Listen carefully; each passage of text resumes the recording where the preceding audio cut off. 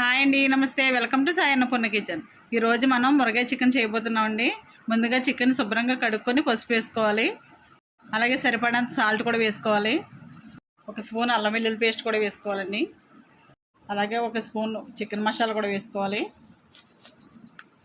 అలాగే వేయించిన జీలకర్ర ధనియాల పొడి వేసుకోవాలండి ఒక స్పూను. అలాగే ఒక స్పూన్ కారం కూడా వేసుకొని బాగా కలుపుకొని ఒక 1 అవర్ డీప్ ఫ్రిడ్జ్లో పెట్టుకోవాలండి. ఇలా చికెన్ని కొద్దిసేపు ఫ్రిడ్జ్లో పెట్టిన తర్వాత అండి ఇందులో కొంచెం బ్రౌన్ ఆనియన్స్ వేసుకుందామండి. ఇలా నలిపి వేసుకుందాం. అలాగే ఇందులో కొద్దిగా పెరుగు వేసుకుందాం, 1 కప్పు పెరుగు. ఇవన్నీ బాగా కలుపుకొని పక్కన పెట్టుకుందామండి. చికెన్ కలుపుకొని పక్కన పెట్టుకున్న తర్వాత ఒక బౌల్లో మిరియాలు, 1 స్పూన్ జీలకర్ర, 1 స్పూన్ ధనియాలు, కొన్ని జీడిపప్పు, అలాగే ఒక 3 ఎండుమిరపకాయలు వేసి ఇవన్నీ కలిపి మూకుట్లో వేసుకొని వేయించుకోవాలండి. ఆయిల్ వేయకుండా వేయించుకోవాలి. స్టవ్ వెలిగించి మూకుడు పెట్టుకుందాం. మూకుడు వేడైన తర్వాత ఇవన్నీ వేయించుకోవాలండి. మూకుట్లో వేసుకొని దోరగా వేయించుకోవాలి. ఇలా దోరగా వేగిన తర్వాత స్టవ్ ఆఫ్ చేసుకొని చల్లార్చుకుందాం.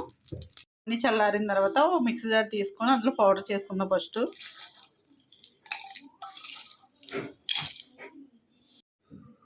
ఇలా పౌడర్ అయిన తర్వాత ఇందులో బ్రౌన్ ఆనియన్స్ వేసుకుందామండి. ఇవి కూడా ఒకసారి మిక్సీ పట్టుకుందాం అన్నీ కలిపి. ఇలా పౌడర్ అయిన తర్వాత ఇందులో సరిపడంత సాల్ట్ వేసుకుందాం. ఇందులో కొద్దిగా వాటర్ వేసి దీన్ని అంతటినే కొంచెం పేస్ట్లా చేసుకోవాలి మెత్తగా.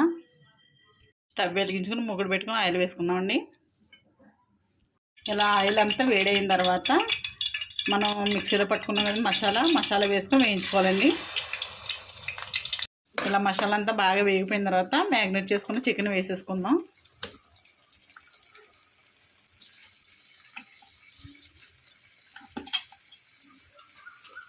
వేసేసుకొని ఇది బాగా కలుపుకుంటూ 10 నిమిషాలు మధ్య మధ్యలో కలుపుకుంటూ ఉడికించుకోవాలండి. ఇలా ఉడుకుతున్నప్పుడు కొద్దిగా పసుపు వేసుకుందాం. ఇందులో కొద్దిగా కరివేపాకు వేసుకోవాలండి. ఇలా ఉడుకుతున్నప్పుడు కరివేపాకు పూర్తిగా మీ ఆప్షనల్ అండి, కావాలంటే వేసుకోవచ్చు లేదంటే లేదు. కొద్దిగా గరం మసాలా కూడా వేసుకుందాం. బాగా కలుపుకొని దగ్గరగా పడేంత వరకు ఆయిల్ తేరేంత వరకు వేయించుకోవాలి దీన్ని. ఇలా బాగా వేయించిన తర్వాత ఇందులో 1 కప్పు వాటర్ వేసుకుందామండి. ఈ వాటర్ కూడా వేసుకొని బాగా కలుపుకొని 15 నిమిషాలు బాగా ఉడికించుకోవాలి. ఇలా బాగా ఉడికి ఆయిల్ తేరిన తర్వాత ఒకసారి కలుపుకోవాలండి. ఇలా కలుపుకొని ఫైనల్గా కొత్తిమీర జల్లుకుందాం.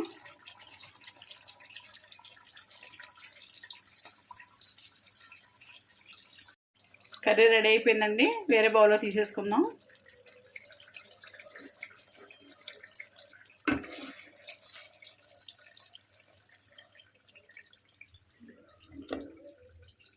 ఓకే అండి, ముర్గా మసాలా రెడీ అయిపోయింది.